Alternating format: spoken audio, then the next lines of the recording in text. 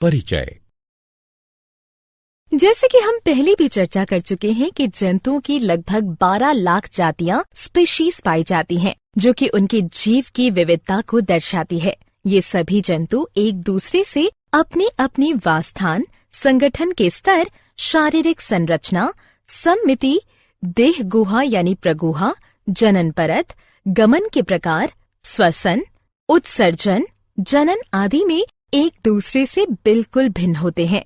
जंतु यूकोरियोटिक, बहुकोशिकीय तथा परपोषी जीव होते हैं। जंतु कोशिका में कोशिका भित्ति नहीं पाई जाती। अधिकतर जंतु गतिशील होते हैं। अपने अपने वास स्थानों के आधार पर जंतु जलीय यानी मछली, स्थलीय यानी सरीसृप, स्तनधारी, वायवीय यानी पक्षी होते हैं। अपनी संगठन के स्तर के आधार पर जंतु कोशिकीय संगठन यानी स्पंज अथवा उत्तकीय संगठन यानी सेलिट्रेटा वाले होते हैं। सम्मिति के आधार पर जंतु अरिय सम्मिति यानी सिलेंट्रेटा, स्पंज, इकाई नोडरमेटा अथवा द्विपार्श्व सम्मिति, निमेटोड्स, ऑर्थोपॉड्स, एनिलिड्स तथा कशेरुकी तथा कुछ असम्मिति स्नेल होते हैं। देह गुहा के आधार पर जंतु अगुहीय यानी सिलेंट्रेटा और चपटे क्रीमी तथा कुछ कूटगुहिक यानी निमेटोड्स होते हैं। जनन परतों के आधार पर जंतु द्विकोरिक यानी स्पंज, सिलेंट्रेटा अथवा त्रिकोरिक यानी चपटे क्रीमी से लेकर स्तनधारी तक होते हैं। चलो अब हम प्राणी जगत के विभिन्न संघों के कुछ मुख्य गुणों व उदाहरणों की चर्चा करेंगे। उद्देश्य। इस पाठ के अंत में आप निम्न करने में सक्षम हो जाएंगे: प्राणी जगत के गुणों को समझना, प्राणी जगत के भागों को पहचानना, प्राणी जगत के वर्गों के गुणों को समझना, नाम पद्धति को समझना। संघ पोरीफेरा। क्या तुम जानते हो कि पोरीफेरा शब्द ग्रीक भाषा के पोरस अर्थ छिद्र तथा फेर्रे यानी दिखाई शब्द से मिलकर बना है, जिसका अर्थ है वह प्राणी जिसके पूरे शरीर पर अनेक छिद्र उपस्थित हों। ये छिद्र शरीर में उपस्थित नाल प्रणाली से जुड़े होते हैं, जिनके माध्यम से शरीर में जल, ऑक्सीजन और भोज्य पदार्थों का संचरण होता है। सिर्फ एक समूह को छोड़कर संघ पोरीफेरा के सभी प्राणी स्थावर तथा लवणीय होते हैं। ये सभी प्राणी स्पंज कहलाते हैं। ये अचल प्राणी होते हैं जो किसी आधार से चिपके रहते हैं। संघ पोरीफेरा के प्राणियों का शरीर कठोर आवरण अथवा बाह्य कंकाल से ढका होता है। कंकाल कैल्शियम अथवा सिलिका युक्त कंटिकाओं अथवा स्पंजिन तंतुओं या फिर दोनों से मिलकर बना होता है। इनकी शारीरिक संरचना अत्यंत सरल होती है, जिनमें ऊतकों का विभेदन नहीं होता है। ये बहुकोशिकीय, द्विकोरिक तथा अरीय सम्मिति अथवा असम्मिति जीव होते हैं। उदाहरणार्थ यूप्लेक्टेला, साइकॉन, स्पांचिला यानी स्वच्छ जलीय स्पंज, क्लियोना तथा यूस्पंजिया यानी बाथ स्पंज इत्यादि। संघ सिलेंट्रेटा, नाइटेरिया। इसी तरह सिलेंट्रेटा शब्द ग्रीक भाषा के कोइलोस यानी खाली तथा एंट्रोन यानी आहार नली से मिलकर बना है। संघ सिलेंट्रेटा के प्राणी अधिकांशतः जलीय एवं हाइड्रा को छोड़कर शेष सभी लवणीय होते हैं। इस संघ के प्राणियों को नाइटेरियन भी कहते हैं। ये बहुकोशिकीय, द्विकोरिक तथा अरीय सम्मिति वाले जीव होते हैं। इन प्राणियों में केंद्रीय जठर संवहनी यानी गैस्ट्रोवेस्क्युलर गुहा पाई जाती है, जो कि पाचन तथा परिसंचरण में सहायता प्रदान करती है। इनकी शरीर भित्ति दो परतों यानी बाहरी एपिडर्मिस तथा आंतरिक यानी गैस्ट्रोडर्मिस से मिलकर बनी होती है। कुछ जंतु समूह में रहते हैं, जबकि शेष एकाकी जीवन व्यतीत करते हैं। उदाहरण हाइड्रा। स्लेंट्रेटा के कुछ उदाहरण हैं हाइड्रा, ओबेलिया, ओरेलिया यानी जेलीफिश तथा मैट्रीडी।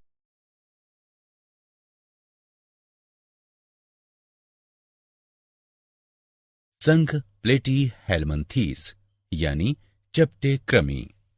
उसी तरह प्लेटी हेलमंथीस शब्द ग्रीक भाषा के शब्द प्लेटीस यानी चपटे तथा हेलिमंस यानी वर्म या कृमि से मिलकर बना है। इस संघ के प्राणी पृष्ठाधर रूप से चपटे होते हैं, इसलिए इन्हें सामान्यतः चपटे कृमि कहा जाता है। इस संघ के प्राणी द्विपार्श्व सममिति वाले, बहुकोशिकीय तथा त्रिकोरकी होते हैं। इन प्राणियों में देहगुहा यानी प्रगुहा नहीं पाई जाती है। इन प्राणियों में पाचन गुहा एक अकेले मुख के रूप में उपस्थित होती है। ये अधिकतर परजीवी होते हैं तथा कुछ मुक्त तैरने वाले होते हैं, जैसे कि प्लेनेरिया। प्लेटी हेलमंथीस के उदाहरण हैं प्लेनेरिया, पर्णकृमि यानी फेसियोला, सिस्टोसोमा तथा फीता कृमि यानी टीनिया।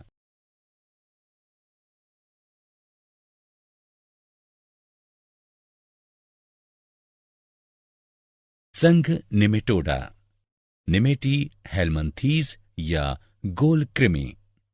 समान रूप से निमेटोडा यानी निमेटी हेलमंथीस शब्द ग्रीक भाषा के नेमा यानी धागा तथा हेलमंस यानी वर्म या कृमि से मिलकर बना है।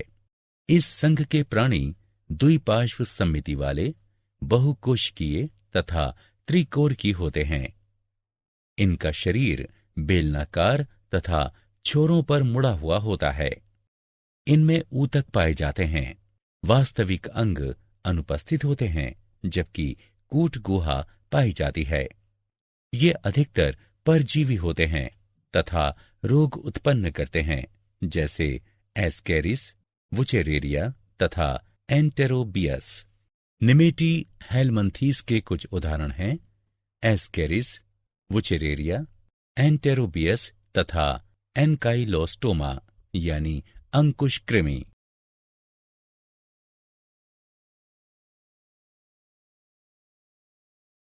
संघ एनेलिडा। क्या तुम जानते हो कि एनेलिडा शब्द ग्रीक भाषा के एनेलस यानी शरीर का खंडों में विभाजित होना उससे मिलकर बना है? इस संघ के प्राणी द्विपार्श्व सममिति वाले, बहुकोशिकीय तथा त्रिकोरकी होते हैं। इनमें वास्तविक देहगुहा पाई जाती है, अतः ये गुह्य प्राणी होते हैं। इनमें अंग पाए जाते हैं जो कि बहुत से खंडों में बटे होते हैं। ये भिन्न भिन्न वास स्थानों जैसे स्वच्छ जल, लवणीय जल तथा भूमि पर पाए जाते हैं। एनेलिडा के कुछ उदाहरण हैं पेरेटिमा यानी केंचुआ, हिरुडिनेरिया यानी जोंक तथा नेरीस।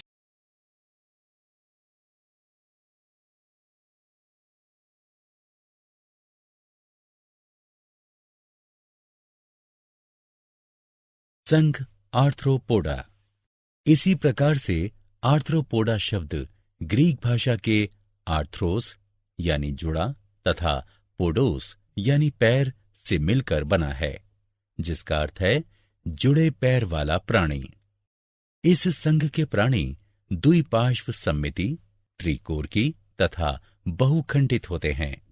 इन प्राणियों में वास्तविक देहगुहा नहीं पाई जाती है। इनकी देहगुहा रक्त से भरी होती है। इनमें खुला परिसंचरण तंत्र पाया जाता है। इनका शरीर दो यानी शिरोवक्ष तथा उदर या तीन भागों सिर, वक्ष तथा उदर में विभाजित होता है। आर्थ्रोपोडा प्राणी जगत का सबसे बड़ा संघ है। वर्तमान में आर्थ्रोपोडा की लगभग 9 लाख जातियां यानी स्पीशीज ज्ञात हैं। ये प्राणी जलीय अथवा स्थलीय दोनों होते हैं। आर्थ्रोपोडा के कुछ उदाहरण हैं पेलिमॉन यानी झींगा, पेरीप्लेनिटा यानी तिलचट्टा, एपिस यानी मधुमक्खी, मस्का यानी घरेलू मक्खी, एनाफ्लीज यानी मच्छर, पेलेमनियस यानी बिच्छू, पेगोरिस्टेस यानी केकड़ा, नार्कियस यानी सहस्त्रपाद तथा तितली इत्यादि। संघ मोलस्का यानी कोमल शरीर वाले प्राणी। इसी प्रकार मोलस्का शब्द की उत्पत्ति ग्रीक भाषा के मोलस्कस यानी कोमल शब्द से हुई है, जिसका अर्थ है कोमल शरीर वाले प्राणी। इस संघ के प्राणी खंड रहित, द्विपार्श्व सममिति वाले तथा पादविहीन होते हैं। शरीर का आकार सूक्ष्मदर्शी से लेकर बड़े जंतुओं तक होता है, उदाहरण ऑक्टोपस। इनकी देह गुहा बहुत कम होती है। इनमें खुला संवहनी तंत्र तथा उत्सर्जन के लिए गुर्दे जैसी संरचना पाई जाती है। इनका शरीर 3 भागों में बटा होता है, सिर, पेशीय पाद तथा अंतरंग ककुत्पाद गमन में सहायक हैं। मोलस्का के पूरे शरीर के चारों ओर एक कड़ा खोल या कवच होता है तथा एक लिफाफे नुमा आवरण होता है, जिसे मेंटल या प्रवार कहते हैं। मोलस्का के कुछ उदाहरण हैं काइटोन, ऑक्टोपस, पाइला यानी घोंघा, यूनियो तथा सीपिया यानी कटल फिश।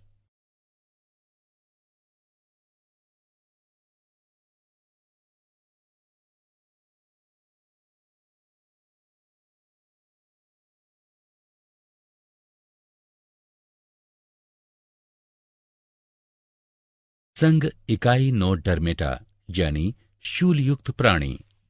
इसी प्रकार इकाइनोडर्मेटा शब्द की उत्पत्ति ग्रीक भाषा के इकाइनोस यानी जाहक या हेजहॉग तथा डर्मा यानी त्वचा से मिलकर हुई है।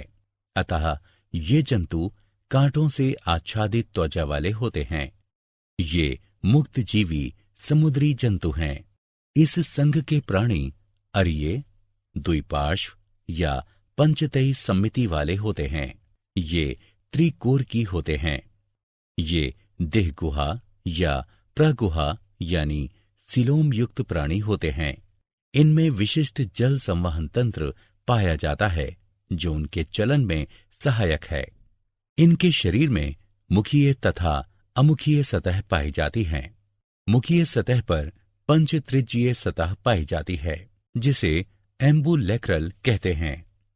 इनके पूरे शरीर पर कठोर कैल्शियम कार्बोनेट का कंकाल एवं कांटे पाए जाते हैं। इकाइनोडर्मेटा के कुछ उदाहरण हैं एस्टेरियस यानी तारा मछली, इकाइनस यानी समुद्री अर्चिन, एंडीटोन यानी समुद्री लिली तथा ओफियूरा यानी भंगुर तारा।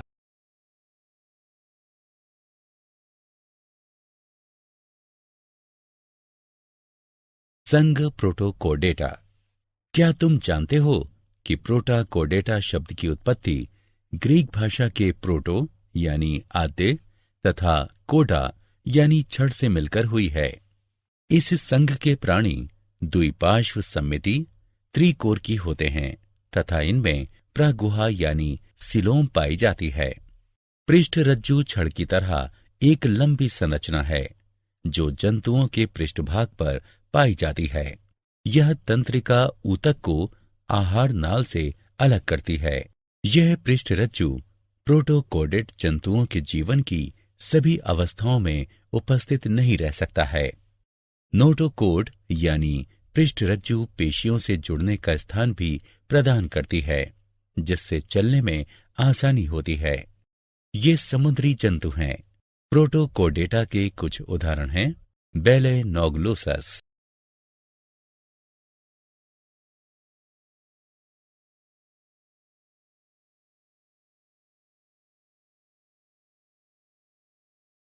संघ वर्टिब्रेटा यानी कशेरुकी। इसी प्रकार कोडेटा शब्द ग्रीक भाषा के कोडा शब्द से बना है, जिसका अर्थ है छड़। इस संघ के प्राणी द्विपार्श्व सम्मिति त्रिकोर की देह गुहा वाले प्राणी हैं। इनमें ऊतकों एवं अंगों का जटिल विभेदन पाया जाता है। पृष्ठरज्जु छड़ की तरह एक लंबी संरचना है जो जंतुओं के पृष्ठभाग पर पाई जाती है। यह तंत्रिका ऊतक को आहार नाल से अलग करती है। यह पृष्ठरज्जु कशेरुकी जंतुओं के जीवन की सभी अवस्थाओं में उपस्थित रहता है। इन जीवों में एक पृष्ठरज्जु के निकट एक पृष्ठ नलिका युक्त मेरुदंड पाया जाता है। इनके जीवन की कुछ अवस्थाओं में युग्मित क्लोम थैली पाई जाती है। इन जंतुओं में वास्तविक मेरुदंड एवं अंतः कंकाल पाया जाता है। इस कारण जंतुओं में पेशियों का वितरण अलग होने लगता है एवं पेशियां कंकाल से जुड़ी होने के कारण इन्हें चलने में सहायता करती हैं। इनमें ऊतकों एवं अंगों का जटिल विभेदन पाया जाता है। वर्टिब्रेटा को 5 वर्गों में विभाजित किया गया है: मत्स्य, उभयचर, सरीसृप, पक्षी, स्तनधारी।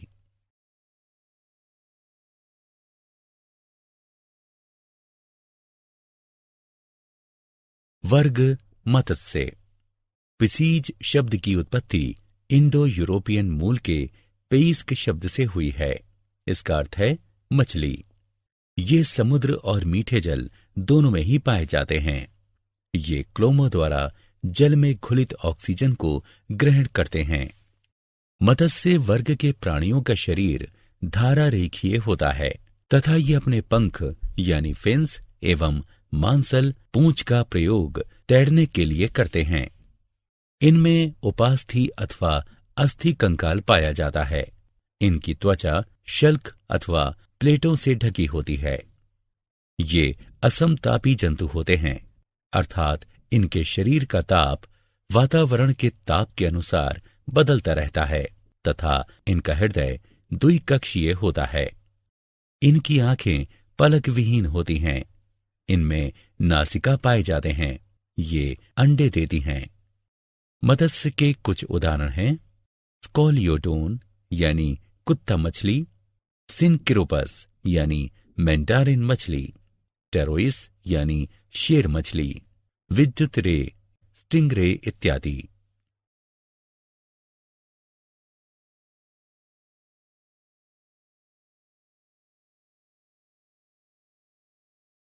वर्ग उभयचर। क्या तुम्हें पता है कि एम्फीबिया शब्द ग्रीक भाषा के एम्फी जिसका अर्थ है दो तथा बायोस जिसका अर्थ है जीवन, इन दोनों शब्दों से मिलकर बना है, जिसका अर्थ है वह जीव जो जल तथा स्थल दोनों में रह सके। ये जंतु मछलियों से विकसित हुए हैं, लेकिन शल्क के स्थान पर इनकी त्वचा में श्लेष्म ग्रंथियां पाई जाती हैं। इनकी त्वचा चिकनी तथा फिसलने वाली जो कि श्लेष्म से परिपूर्ण होती हैं। इनका हृदय त्रिकक्षीय होता है। श्वसन क्लोम अथवा फेफड़ों द्वारा होता है। इनमें 2 जोड़ी पाद पाए जाते हैं जिनमें पंजे नहीं पाए जाते हैं। ये अंडे देते हैं। उभयचर के कुछ उदाहरण हैं: सैलामेंटर, बूफो यानी टोड, राना यानी साधारण मेंढक, हाइला यानी वृक्ष मेंढक इत्यादि। वर्ग सरीसृप। उसी प्रकार रेप्टिलिया शब्द लैटिन भाषा के रेपेरे यानी रेंगना या सरकना शब्द से बना है, जिसका अर्थ है रेंगने वाले जंतु। ये मुख्यतः स्थल पर पाए जाते हैं, परंतु ये जल में भी वास करते हैं। त्वचा एपिडर्मल शल्कों से ढकी रहती है। इनकी त्वचा जल विरोधी होती है तथा कांटों वाली शल्कों द्वारा सुरक्षित होती है। ये असमतापी जंतु होते हैं। इनका हृदय त्रिकक्षीय होता है, लेकिन सिर्फ मगरमच्छ में 4 कक्षीय हृदय पाया जाता है। इनमें श्वसन फेफड़ों द्वारा होता है। शरीर सिर, गर्दन, धड़ तथा पूंछ में विभाजित होता है। इनमें 5 अंगुलियों युक्त पाद तथा पंजे युक्त अंगुलियां पाई जाती हैं। इनके अंडे कठोर कवच से ढके होते हैं। इसी कारण इन्हें जल में अंडे देने की आवश्यकता नहीं पड़ती है। उभयचर वर्ग के कुछ उदाहरण हैं टर्टल, कैमेलियन, नाजा यानी किंग कोबरा, ड्रैको यानी ओडन छिपकली, हेमीडेक्टाइलस यानी घरेलू छिपकली इत्यादि।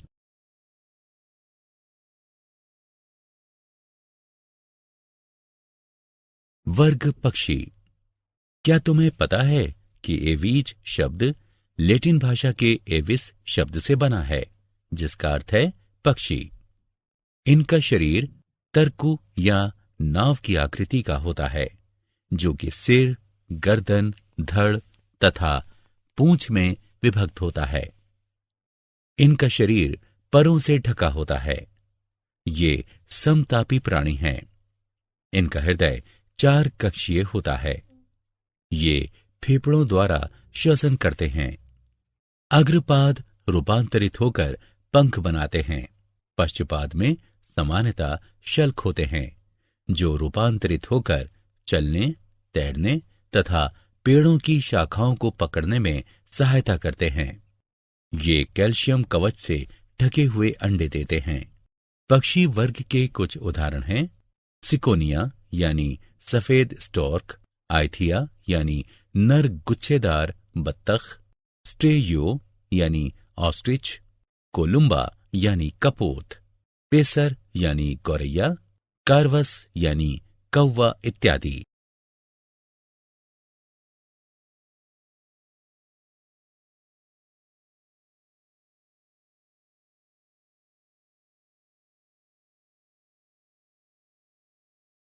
वर्ग स्तनधारी। उसी प्रकार मेमेलिया शब्द लैटिन भाषा के मेमे से बना है, जिसका अर्थ है छाती या चूचुक। इस वर्ग के सभी जंतुओं में नवजात को पोषण प्रदान करने के लिए दुग्ध ग्रंथियां पाई जाती हैं। इनकी त्वचा पर बाल पाए जाते हैं एवं स्वेद तथा तेल ग्रंथियां पाई जाती हैं। ये समतापी प्राणी हैं। इनका हृदय 4 कक्षीय होता है। इनका शरीर सिर, गर्दन, धड़ तथा पूंछ में विभक्त होता है। बाह्य कर्ण पल्लव पाए जाते हैं। इनमें 4 पाद पाए जाते हैं। मध्यपट इनके शरीर को 2 आंतरिक कोशों या गुहाओं में विभक्त कर देता है। श्वसन की क्रिया फेफड़ों द्वारा होती है। इस वर्ग के जंतु शिशुओं को जन्म देने वाले होते हैं। हालांकि कुछ जंतु अपवाद स्वरूप अंडे भी देते हैं, जैसे कि इकिडना तथा प्लेटिपस। इस वर्ग के कुछ उदाहरण हैं बिल्ली, चूहा, चमगादड़, बंदर, चिंपांजी, गोरिल्ला तथा मनुष्य।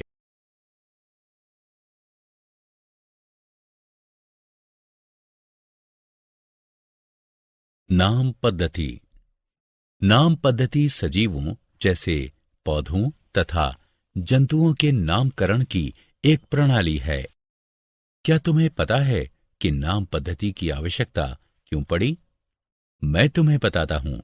इसके पीछे कारण यह था कि सामान्य नाम केवल स्थानीय जंतुओं को ही शामिल करते हैं तथा पूरे संसार के पौधों तथा जंतुओं को शामिल नहीं करते हैं। दूसरी समस्या ये थी कि विभिन्न स्थानों पर रहने वाले लोगों द्वारा एक जीव को भिन्न भिन्न भाषाओं में उनके अनुसार अलग अलग नाम दिए गए हैं। तीसरी समस्या थी कि कुछ नाम भ्रम पैदा करते थे, जैसे सितारा मछली, कटल मछली तथा जली मछली वास्तव में मछली नहीं है। सबसे बड़ी कमी यह है कि सामान्य नाम को चुनने के पीछे कोई वैज्ञानिक आधार नहीं है। 18वीं शताब्दी में कैरोलस लीनियस ने जीवों का नामकरण करने के लिए अपनी पुस्तक स्पीशीज प्लांटेरम में वैज्ञानिक पद्धति द्विपद नाम पद्धति को प्रस्तावित किया था। द्विपद नाम पद्धति में पहला नाम जीनस और दूसरा स्पीशीज का होता है। द्विपद नाम पद्धति में वैज्ञानिक नाम लिखने से पहले इस पद्धति के कुछ नियमों का पालन करना चाहिए। प्रत्येक वैज्ञानिक नाम में 2 शब्द अवश्य होने चाहिए, जीनस तथा स्पीशीज नाम। जीनस का नाम अंग्रेजी के बड़े अक्षर से शुरू होना चाहिए। स्पीशीज का नाम अंग्रेजी के छोटे अक्षर से शुरू होना चाहिए। वैज्ञानिक नाम केवल ग्रीक या लैटिन शब्द से ही उत्पन्न होने चाहिए। छपे हुए रूप में वैज्ञानिक नाम इटैलिक में लिखे होने चाहिए। अगर ये नाम हाथ से लिखे हों तो ये रेखांकित होने चाहिए। वैज्ञानिक नामों की सार्थकता यानी महत्व इसलिए है क्योंकि ये पूरे विश्व में एक समान ही होते हैं। ये विकासात्मक संबंधों को दर्शाते हैं। ये एक जीव के कई नामों की समस्या का हल करते हैं।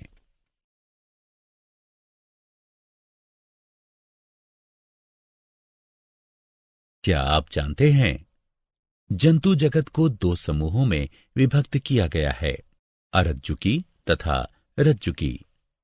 अरज्जुकी में 8 संघ आते हैं: porifera, coelenterata, platyhelminthes, nematoda, annelida, arthropoda, mollusca और इकाइनोडर्मेटा। जबकि रज्जुकी को 2 समूहों में विभक्त किया गया है: प्रोटोकोडेटा तथा वर्टिब्रेटा यानी कशेरुकी। वर्टिब्रेटा यानी कशेरुकी को पुनः 5 वर्गों में विभक्त किया गया है: मत्स्य, उभयचर, सरीसृप, पक्षी तथा स्तनधारी।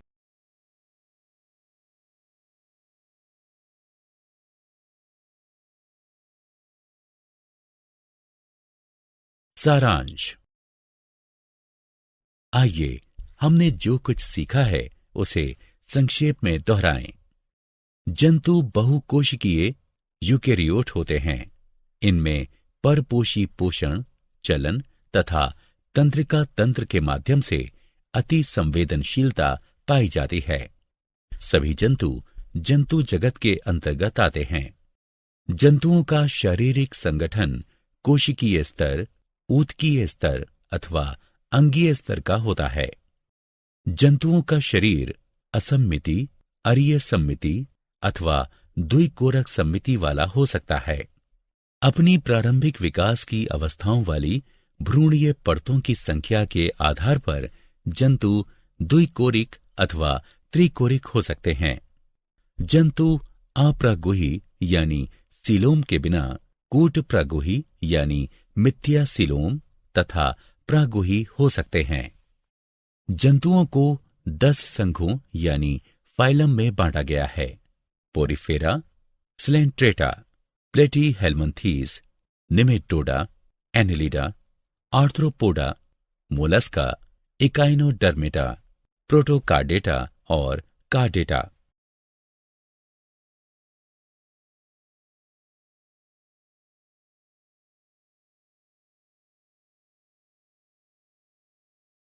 वर्टिब्रेट यानी कशेरुकी को 5 वर्गों में विभक्त किया गया है: मत्स्य, उभयचर, सरीसृप, पक्षी तथा स्तनधारी। द्विपद नाम पद्धति जीवों में विविधता की पहचान के लिए एक सतत मार्ग बनाता है।